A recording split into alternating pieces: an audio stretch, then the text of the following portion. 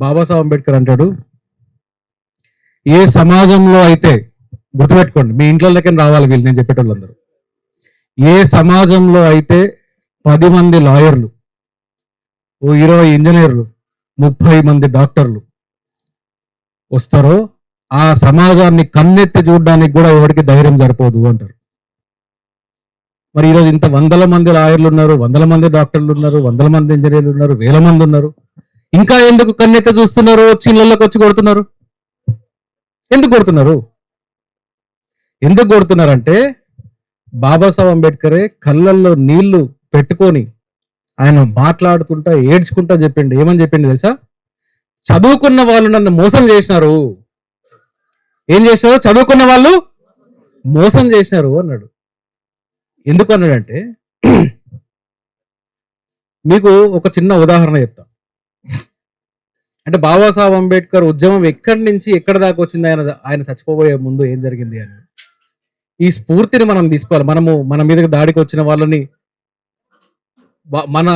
మన ప్రాణాలని కాపాడుకోవడానికి వాళ్ళ మీద దాడి చేయడం అనేది, మన ప్రాణాలని కాపాడుకోవడానికి దాడి చేయడం అనేది మనకు బాబాసాహెబ్ అంబేద్కర్ రాజ్యాంగం ద్వారా ఇచ్చిన హక్కు. అది ఎవరు కాదనలేడు దాన్ని. మనము హింసకి పాల్పడకూడదు, మన చరిత్ర మనకు హింసకి పాల్పడకూడదు. అయితే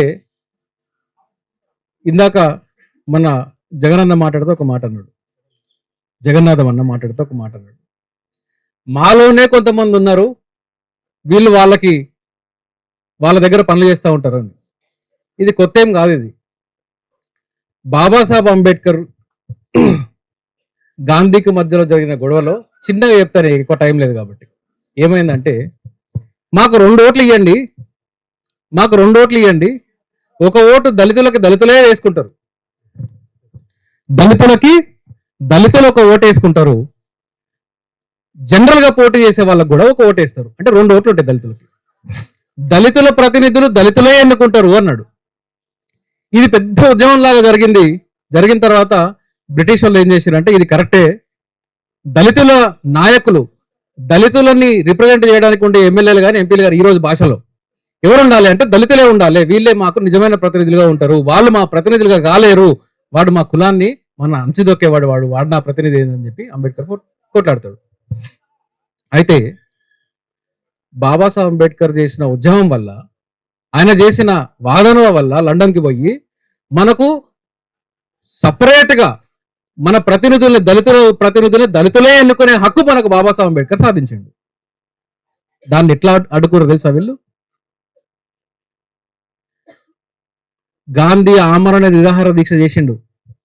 మీరు చదువుకున్నారు కదా, దేనికోసం చేసిండో తెలుసా? ఎవరికన్నా? స్వరాజ్యం కోసం కాదు, దళితులు అసెంబ్లీలో అడుగు పెట్టకూడదని చేసిండు. దాన్ని స్వరాజ్యం కోసం పుస్తకాల్లో పెడతారు. అయితే శ్రద్ధగా వినండి. అప్పుడు బాబాసాహెబ్ అంబేద్కర్ ఏమన్నా అంటే, ఆమరణ నిరాహార దీక్ష చేస్తుంటే గాంధీ చచ్చిపోతే మాకుండా ఇది కూడా పోతుంది, ఇప్పటిదాకా లేక గోసి కట్టుకున్నాం, ఆ గోసిగొడ్డు కూడా పీక్కపోతారు వీళ్ళని చెప్పి బాబాసాహెబ్ అంబేద్కర్ అనుకున్నాడు. అనుకొని ఏం చేసిందంటే, సరే మనం కాంప్రమైజ్ అవుదాం, నాకు సపరేట్ ఎన్నికలు వద్దు, నాకు నా ప్రతినిధులు వద్దు, కానీ కలిసి పోటీ చేద్దాం, కలిసి ఎన్నికలకు పోదాం. ఇప్పుడు ఎట్లయితే మీకు ఎమ్మెల్యేలకి ఎంపీలకి జరుగుతుందో ఇట్లాంటి ఓటింగ్కి పోదామన్నాడు. పోదామన్న తర్వాత బాబాసాహెబ్ అంబేద్కర్ అక్కడ ఒక 2-3 మెలికలు పెట్టిండు. ఏంటంటే, ఫస్ట్ మీరు బీఫామ్లు ఇస్తే మా వాడికి ఎస్సీ రిజర్వ్ కాన్స్టిట్యున్సీ అనుకో, ఇది ఫర్ ఎగ్జాంపుల్ సూర్యాపేట నుంచి ఎస్సీ దళితుడికి ఎమ్మెల్యే టికెట్ ఇవ్వాలి. టికెట్ ఎవరిస్తారు ఈరోజు? ఏ కాంగ్రెస్, బీఆర్ఎస్, ఎవడో బీజేపీ ఎవడో ఇస్తాడు. ఆడ టికెట్ తీసుకున్న తర్వాత, గెలిచిన తర్వాత వీడు ఎవరికి ప్రతినిధి అవుతాడు? పార్టీకి ప్రతినిధి అవుతాడు. వీడు మా ప్రతినిధి కాదు, అందుకని మా ప్రతినిధిని ఎన్నుకునే హక్కు మాకే ఇవ్వండి అని అంబేద్కర్ అడుగుతాడు. తర్వాత సరే, ఇక గాంధీ చచ్చిపోయే పరిస్థితులు ఉన్నాడు కదా, అప్పుడు సరే అంబేద్కర్ నువ్వు చెప్పింది నేను ఒప్పుకుంటా, ఇక మీ వాళ్ళకి ముందుగా ఒక ఎన్నికలు పెడదాం. అంబేద్కర్ చేసిన ప్రతిపాదన, ముందుగా ఒక ఎన్నికలు పెడదాం. ఈ ఎన్నికలు ఏం జరుగుతుంది అంటే, మెయిన్ ఎలక్షన్లు కాదు ఇది. అంటే ఏంది, ఎమ్మెల్యేకి ఎంపీకి వేసే ఓటు కాదు, అసలు ఎమ్మెల్యే ఎవడు కావాలి, ఎంపీ ఎవడు కావాలని చెప్పి ముందే ఒక ఓటింగ్ జరుగుతుంది. ఈ ఓటింగ్ జరిగేటోళ్ళు ఈ ఓటింగ్ లో ఫస్ట్ ఓటింగ్ జరుగుతుంది కదా, ఈ ఓట్లలో ఎవరైతే టాప్ 4 గెలుస్తారో ఈ 4 మాత్రమే జనరల్ ఎన్నికల్లో పోటీ చేయాలి. ఇది అంబేద్కర్ అడిగింది. ఒకవేళ ఈ టాప్ 4లో ఎవరన్నా లేరనుకో, 5వ ఓడిని కాంగ్రెస్ పెట్టొద్దు, 5వ క్యాండిడేట్ ని కాంగ్రెస్ పెట్టొద్దు, కమ్యూనిస్టులు పెట్టొద్దు, ఎవరు పెట్టొద్దు అంటే సరే రాజీ కుదిరింది. కుదిరిన తర్వాత ఎన్నికలకు పోయినారు. మన చరిత్ర మూలం చెప్తున్నా, రాజకీయం చెప్తున్నా, ఇది అర్థమైతే మీకు మీ గ్రామ రాజకీయాలుగా దేశ రాజకీయాలు అర్థమవుతాయి. ఎన్నికలకి పోతే దేశంలో ఎక్కడ కూడా కాంగ్రెస్ క్యాండిడేట్ ఫస్ట్ నలుగురులో కూడా గెలవలే. దేశం మొత్తం క్లీన్ స్వీప్. బాబాసాహెబ్ అంబేద్కర్ పెట్టిన క్యాండిడేట్లు అందరూ దేశం మొత్తం గెలిచిండ్రు. కాంగ్రెస్ క్యాండిడేట్ ఒక్కడు కూడా ప్రైమరీ ఎలక్షన్ కూడా గెలవలే. ఇక అసెంబ్లీలోకి పోవడం అనేది జరగలే. అప్పుడు అర్థమైంది కాంగ్రెస్ వాళ్ళకి ఏమని, అమ్మ అంబేద్కర్ ఇంత చదువుకున్నాను, లండన్ పోయినావు. ఇక గాంధీ ఏంటంటే 10వ తరగతి కూడా ఫెయిల్ అయిన తర్వాత లాయర్ అయింది ఆయన.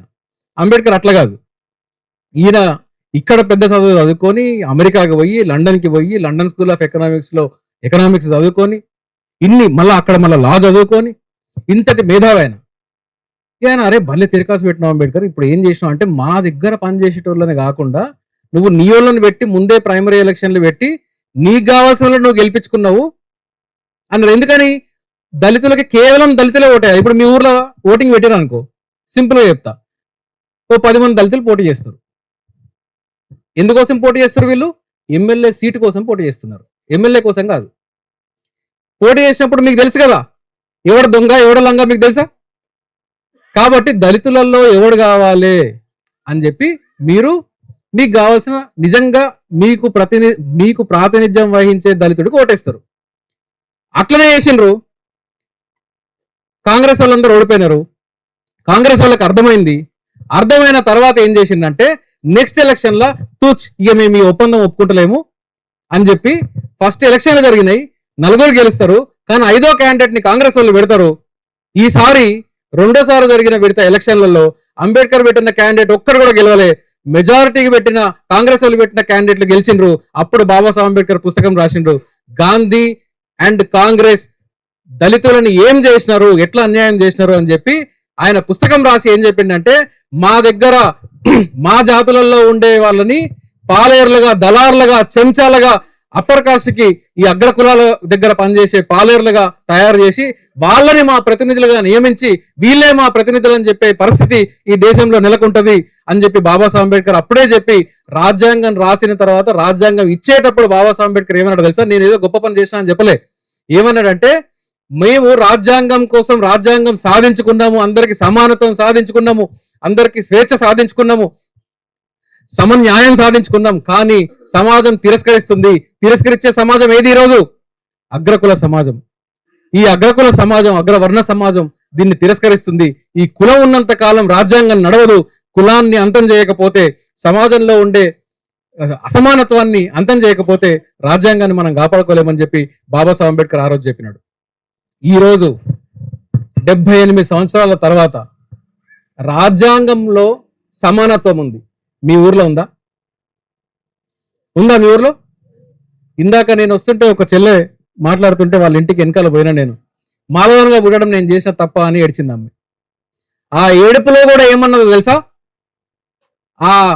ఆమె ఒంటి మీద చెయ్యేసిన రెడ్డిని రెడ్డి గారు అన్నది. వాళ్ళేమో పోలీస్ స్టేషన్ కాడ జిప్పిప్పు చూపించారు. అర్థమైందా? మన చరిత్ర, మన సంస్కృతి, మన సంస్కారం ఎక్కడున్నాయి? అర్థమైందా? దీన్ని కోల్పోవద్దు. నేను మన రాజేష్ ఉద్యమకారుడు రాజేష్ చెప్పినట్టు మీరు పోయి వాళ్ళు చంపండి నరకండి నేను చెప్పను. అట్లాంటి అదే వాళ్ళు వస్తే మిమ్మల్ని మీరు కాపాడుకునే దాంట్లో మిమ్మల్ని మీరు రక్షించుకోండి అంతవరకు నేను చెప్తా. రక్షించుకునే క్రమంలో ఏం చేస్తారనేది రాజేష్ చెప్తాడు. మిమ్మల్ని మీరు రక్షించుకోండి. ఈరోజు రాజ్యాంగం ఎంత గొప్పదో తెలుసా? మనం పోయి కేసులు పెట్టినాం కదా, ఒకప్పుడు వీళ్ళని కనీసం ఎదిరించి ఏంద్రా నువ్వు అని కూడా అనలేని మనము ఈరోజు కేసు పెడితే మళ్ళా అదే రాజ్యాంగం ఇచ్చిన హక్కుని స్టేషన్ బెయిల్ గా తీసుకొని వాళ్ళు బయటకు పోతారు. వాళ్ళకి బెయిల్ ఇచ్చిన భిక్ష కూడా ఎవరిచ్చిండ్రు? డాక్టర్ బాబాసాహెబ్ అంబేద్కర్ ఇచ్చారు. అంబేద్కర్ రాసిన రాజ్యాంగం లేకపోతే వాళ్ళు ఈరోజు బెయిల్లో బయటకు వస్తారా? వాళ్ళకి ఇచ్చిన హక్కు, వాళ్ళ ఇళ్లలో ఆడోళ్ళకి ఈరోజు ఇచ్చిన హక్కు, వాళ్ళు ఈరోజు